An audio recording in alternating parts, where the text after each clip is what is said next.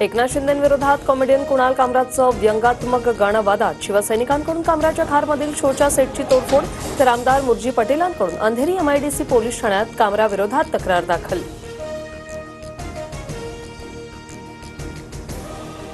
कुणाल कामराकडून हातात भारताचं संविधान घेऊन photo tweet, the only way forward. Kunal कामराकडून फोटोला कॅप्शन। शिंदेंच्या शिवसेनेचे नेते कुणाल सरवळकरांची खार पोलिसांकडून चौकशी, शिंदेंवरील कुणाल कामराच्या गाण्यानंतर हॅबिटॅट स्टुडिओमध्ये तोडफोड।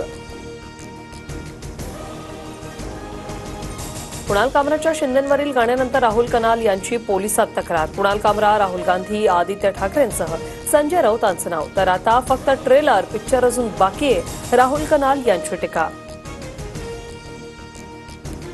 एकनाथ शिंदेंविरोधात बदनामीकारक गाणं असेल तर सहन करणार नाही, मंत्री उदय सामंतांचा इशारा। तर कुणाल कामराने माफी न मागितल्यास तोंडाला काळं फासणार, शिवसेना नेत्या शीतल म्हात्रेंकडूनही संताप व्यक्त। कुणाल की कमाल, शिंदेंविरोधात व्यंगात्मक गाण्यानंतर संजय राऊतांकडून कुणाल कामराचं कौतुक, कामराचा व्हिडिओ राऊतांकडून रिट्वीट करत शिंदेंना खोचकटवला। युनिक कॉन्टिनेंटल हॉटेलमध्ये स्टँडअप कॉमेडीचे शो बंद, कामराच्या प्रकरणानंतर स्टँडअप कॉमेडी शो बंद करण्याचा निर्णय। कुणाल कामराचं शिंदेंसोबत पंतप्रधान मोदींवरही गाणं, गाण्यात मोदींचा तानाशाह असा उल्लेख, कामराच्या गाण्यामुळे मोठा वाद होण्याची चिन्ह। नागपूर हिंसाचार प्रकरणातील आरोपी फहीम खानच्या घरावर बुलडोझर चालणार, घर बांधताना काही फुटांच्या जागेवर अतिक्रमण, नागपूर मनपाची फहीम खानच्या कुटुंबियांना नोटीस। राज्यात काही वेगळ्या घटना घडतायत, त्यामुळे वेदना होतात, जे काही घडतंय त्यातून विकासाचे प्रश्न सुटणार आहेत का, अजित पवारांचा सवाल। आपलं कोणीच नसतं हे आपल्याने शिकवलं, लोक थोडी लेट कळाली पण परफेक्ट कळाली, शिवसेना ठाकरे गटाच्या नेत्या किशोरी पेडणेकर यांचं सूचक ट्विट। संचारबंदी हटवल्यानंतर नागपुरातील शाळा आजपासून सुरू होणार, 6 दिवसानंतर संचारबंदी असणाऱ्या भागातील शाळा सुरू होणार, शाळा सुरू झाल्याने विद्यार्थ्यांना मोठा दिलासा। ऐतिहासिक संदर्भ पुरावे नसलेल्या वाघ्या कुत्र्याची समाधी रायगडावरून 31 मे पर्यंत हटवा, संभाजीराजे छत्रपतींचं मुख्यमंत्र्यांना पत्र, शिवरायांच्या समाधीलगत कुत्र्याची समाधी, पुतळा उभारणं दुर्दैवी असल्याची नाराजी।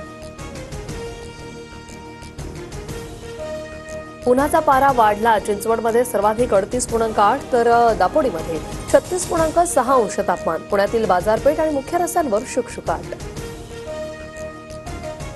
उन्हाळ्याचे आणखी 3 महिने शिल्लक असताना मुंबईवर मार्चमध्ये पाणी टंचाईचं संकट, बाष्पीभवनामुळे पाणी पुरवठा करणाऱ्या 7ही तलावातील पाणीसाठा कमी।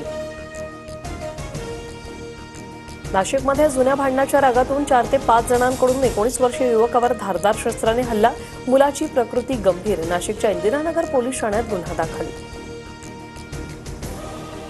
देशाचे वडील सतीश सलियान आज मालवणी पोलीस ठाण्यात जबाब नोंदवण्याची शक्यता, सलियान यांच्या वकिलांनी पोलिसांकडे पुराव्यांची केली होती मागणी, प्रकरणाच्या नव्याने चौकशीसाठी याचिकाही दाखल। विरोधी पक्षांची एकजूट असलेली इंडिया आघाडी एकसंध असली पाहिजे, इंडिया आघाडी दिसते तशी विखुरलेली नाही, कपिल सिब्बल यांचं वक्तव्य। राज्यातील 89% सायबर गुन्हेगार अजूनही मोकाट, गेल्या वर्षभरात 7,634 कोटींची फसवणुकीची प्रकरणं, सायबर गुन्हेगारांकडून सर्वाधिक पुणेकरांची लूट। एमपीएससीकडून 28 सप्टेंबरला पूर्वपरीक्षा, महाराष्ट्र शासनाच्या विविध विभागांतर्गत 385 संवर्गातील पदांच्या भरतीसाठी 28 मार्चपासून अर्ज करण्याची प्रक्रिया सुरू। दादर पश्चिमेतील प्रसिद्ध कबूतरखाना प्रभादेवी किंवा वरळीला स्थलांतरित करण्याची शक्यता, मुंबई महापालिका स्तरावर हालचाली, आरोग्याच्या तक्रारीमुळे कबूतरखाना हटवण्याची मागणी।